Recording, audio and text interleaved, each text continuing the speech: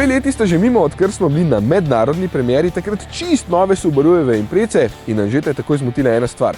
Da je na voljo samo 1,6 litrski atmosferski bencinar z vsega 84 kW, to je 114 konjički, in da je ta na voljo samo z brezstopenjskim menjalnikom CVT, da lahko sploh delujejo vsi ti varnostni elementi EyeSight.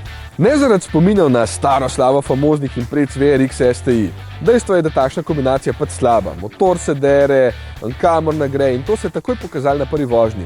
Ampak zdaj ima nov motor. Takšnega. Tole je 2-litrski Boxer, ki ponuja 110 kW oziroma 150 konjev in je precej boljši, ampak o njem povem med vožnjo. Sicer je pa tole nova Impreza, avtomobil, ki bo posebnežen kot sem jaz, pa še kdo takoj vzbudil zanimanje, pa čeprav na pogled ni čisto nič posebnega. Vozniki Golfov in ostali bolj ziheraški kupci boste pa samo mirno zamahnjeni in rekli: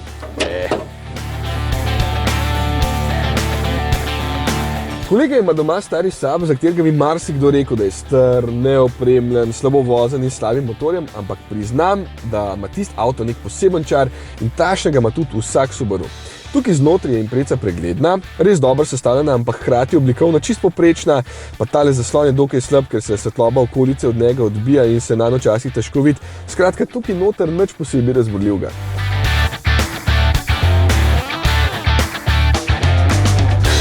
Ampak večinoma notranjost štima. Spredje je položaj odličen in prostora je dovolj, odlagališča so kar bogata, tukaj zadaj pa velja podobno. Prav fino se sedi in prostora je za take majhne štofelce, kot je Anže, čist dost, no se tudi zame.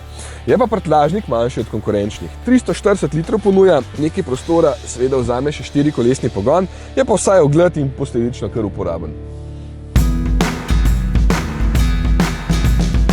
Torej, motor. Ne.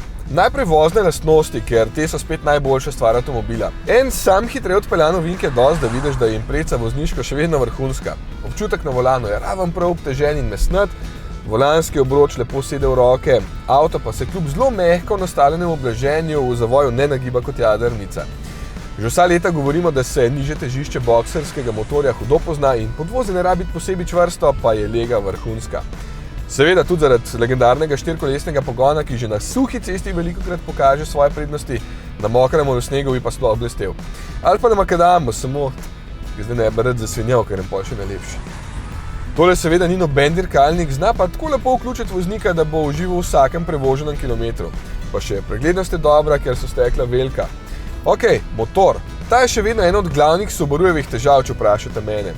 V bistvu motor sam po sebi niti ne in bi bil kar fino prožen in dovolj tih, ker je povezan z menjalnikom CVT, pri Subarujevem pravijo Lineartronic, pa izgubi nekaj prožnosti in včasih je glasnejši, kot bi lahko bil. Pri manjših hitrostih se sicer opaz, da mu malo pomaga elektrika, ampak je pomoč majhna in v praksi niti ne doprinese k bistveno manjši porabi goriva. Ta bo vsaj 7 litrov oziroma še vsaj pol več na avtocesti. To je zgolj poprečno. No, moram pa pohvaliti sistem EyeSight, ker hitro zaznava ovire na poti in hitro reagira, večinoma nežno in brez strašenja.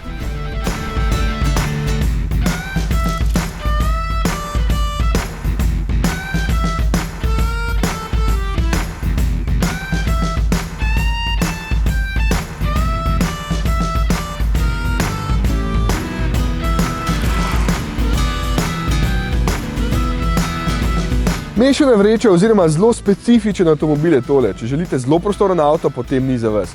Niti ni za vas, če želite tih in varčen motor, so na trgu boljši predstavniki. Če pa si želite vrhunsko lego ob veliki meri udobja in seveda 4-kolesni pogon, s katerim boste suvereni v čisto vseh pogojih, potem je pa že za vas.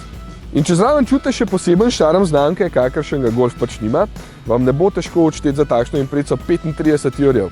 Ja, za tisto s šibkejšim motorjem bi sicer dali 5 jurjev manj za enako opremo, ampak tisto je ena sama žalost. Tako vzemite.